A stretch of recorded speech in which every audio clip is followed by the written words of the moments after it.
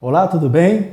É hora da lição e hoje nós estamos concluindo o nosso estudo dessa semana. Essa semana nós estudamos sobre as raízes da inquietação e falamos pelo menos de 3 raízes específicas, que é o egoísmo, a ambição e a hipocrisia.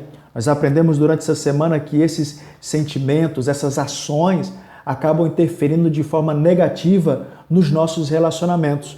Porque o egoísta, aquele hipócrita que tem a vida centrada em si mesmo, poucos estão preocupados com a vida dos outros, com o problema dos outros. E quando nós olhamos para a pessoa de Cristo, que afinal de contas é o nosso maior exemplo, Jesus foi uma pessoa isenta de egoísmo, ambição e hipocrisia.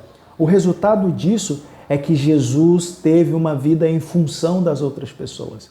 Aliás, Jesus desceu do céu e veio a essa terra escura, deixou a adoração dos anjos, deixou o seu trono no céu para vir a este mundo dominado pelo pecado, porque ele estava pensando nas pessoas. Ele não estava pensando em si mesmo. A sua vida não estava centrada em si mesmo, mas nos outros, em mim e em você.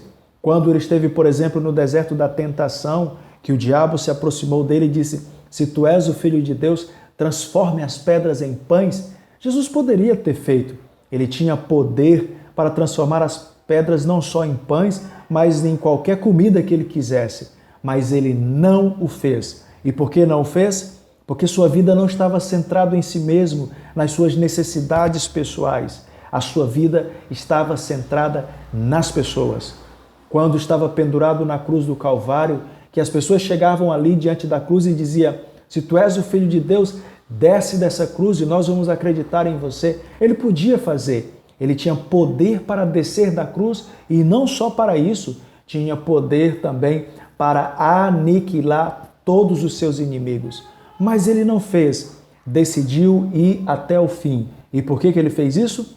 Porque ele estava pensando nas pessoas. Porque ele não tinha uma vida centrada em si mesmo, mas uma vida centrada nas necessidades dos outros. Existem textos nos evangelhos, como por exemplo, Mateus capítulo 8, verso 1, que são textos que nos mostram de fato uma característica sobre o ministério de Jesus. Veja o que diz o texto. "Ora, descendo ele do monte, grandes multidões o seguiram."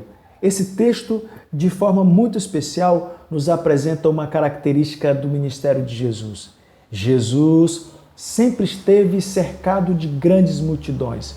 Para onde ele ia, as pessoas queriam estar com ele. As pessoas iam em busca de Jesus. Elas gostavam de estar na presença de Jesus.